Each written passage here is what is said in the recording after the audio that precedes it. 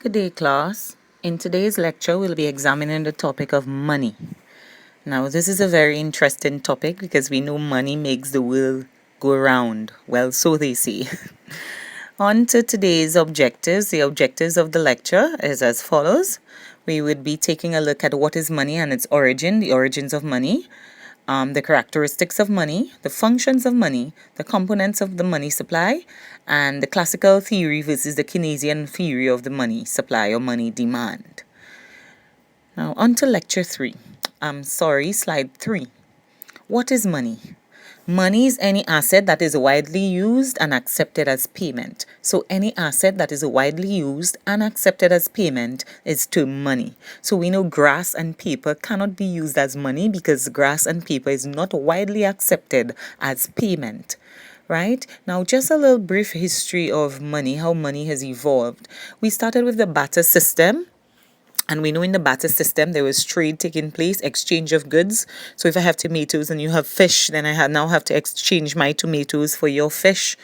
But in the barter system, there were problems. There were problems of what is called double coincidence of wants, where somebody with tomatoes was looking for fish.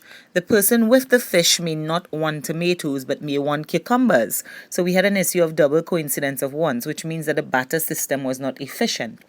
From the barter system, we moved on to metallic money, and this was the time period of where we had gold and silver and precious coins and precious metal and precious stones. So that was the time period of metallic money. Then from metallic money, we went on to paper money, where we had the rise of goldsmith, and in that time, gold was the form of money, and you used to bring your gold to the goldsmith who would issue you a receipt. And that was where paper money started. And then from paper money, we went on to fractionally backed paper money, which is a time period where the banking system was coming on board, and all paper money was backed by gold in the bank. So what resulted is an issue where we end up having more paper notes than gold.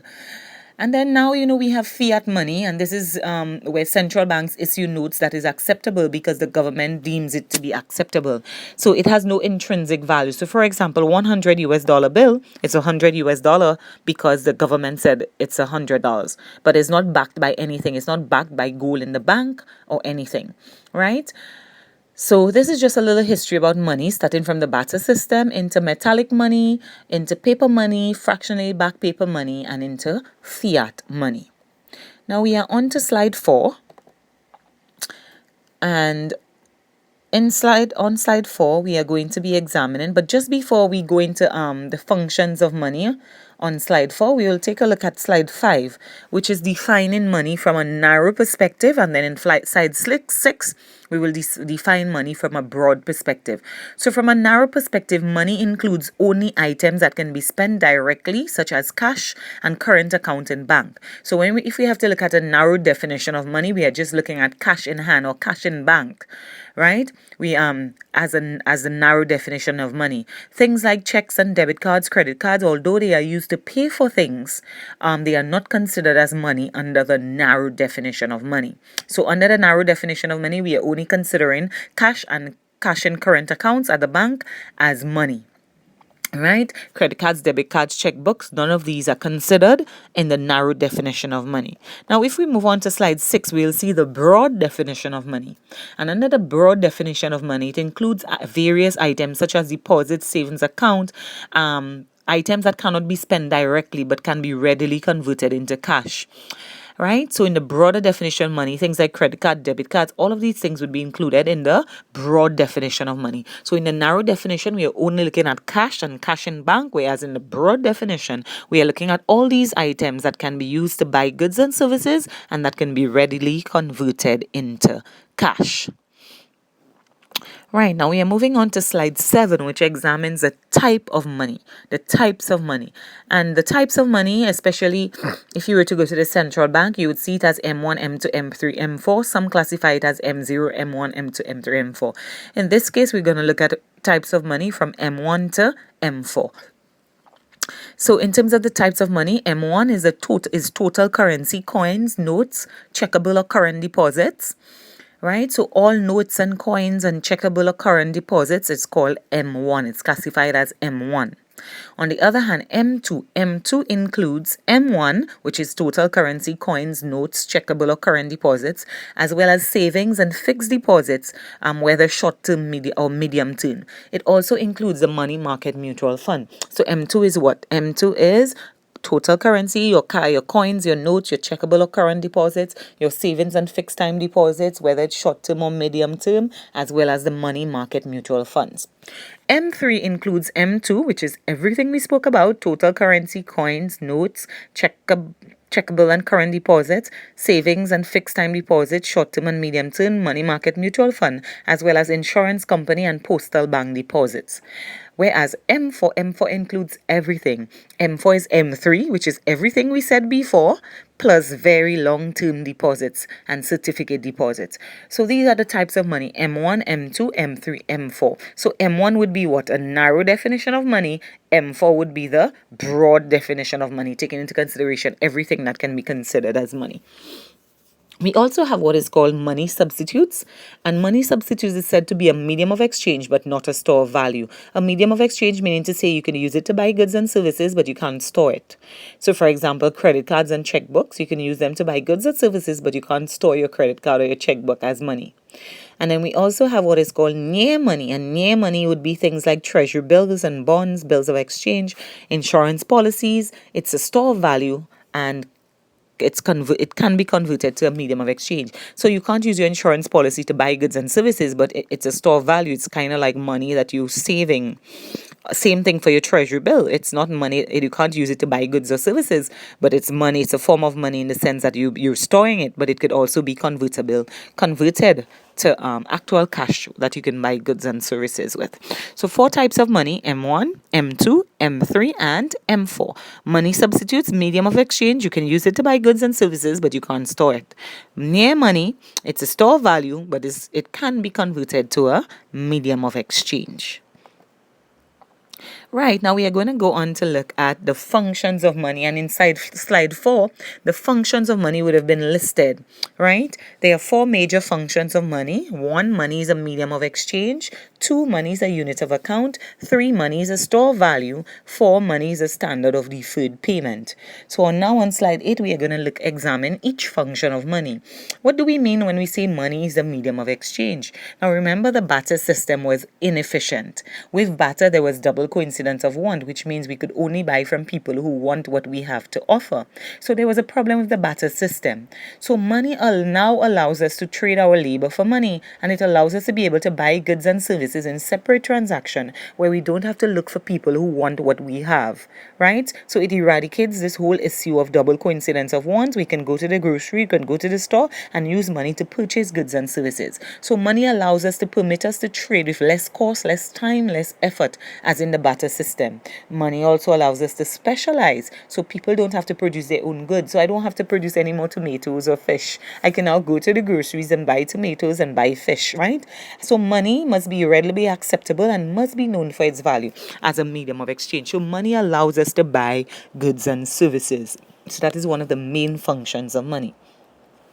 The other function of money, we on to slide 9. Money is said to be a unit of account. And when we say a unit of account, money is a standard unit that provides a consistent way of quoting prices. Money is the basic unit to measure economic value. So it's only based on money through prices that we are able to measure economic value. It is only through money that I know that a BMW is much more expensive than let's say a Teeter. Why? Because the price of a BMW is much greater than the price of a Teeter. So money allows us to consistently be able to quote prices and to be able to measure economic value, right? So the unit of account function is closely linked with the medium of exchange function, right? So a unit of account, it allows us to place economic value on items. The next function of money on slide 10, money is said to be a store of value. When we say a store of value, money can be used to hold wealth. So we save money.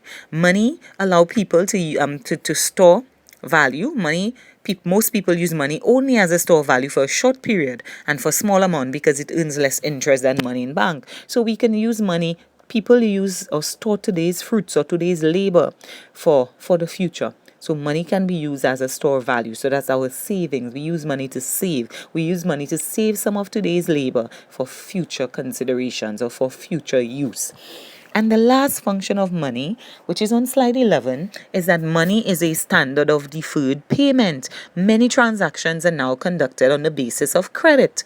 Therefore, payments for work might be made several months later. So, through money, we don't have to pay immediately, we can pay later on. So, money is said to be a standard of deferred payment.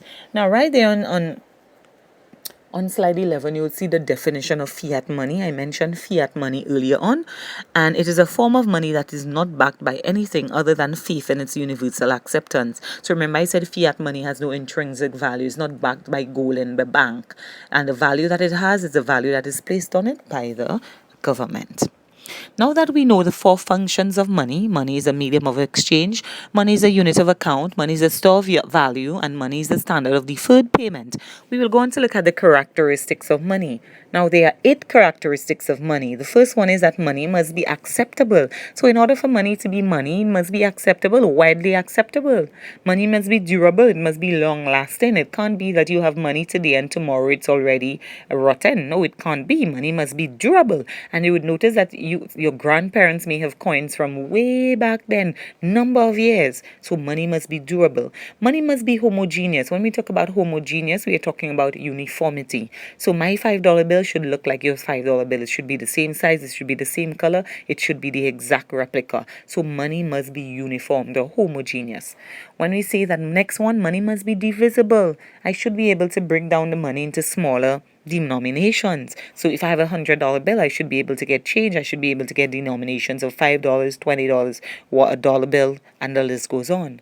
Money must be portable. It can't be that if I'm going shopping, I could barely carry the money. It must be portable. And in today's society, money is being made more portable and more feasible, and it's easier to carry around money, especially with the use of credit cards and debit cards.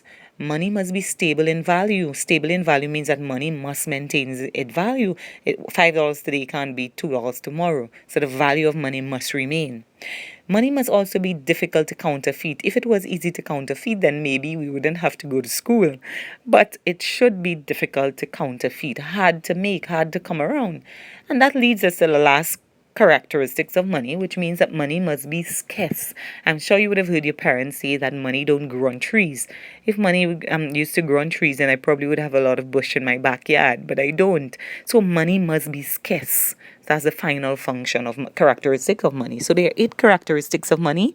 1, money must be acceptable, money must be durable, money must be homogeneous, money must be divisible, money must be portable, money must be stable in value, money must be difficult to counterfeit, and money must be scarce. Now we are going to go on to take a look at the theory of money. And we are going to move on to examine the classical theory versus the Keynesian theory of money.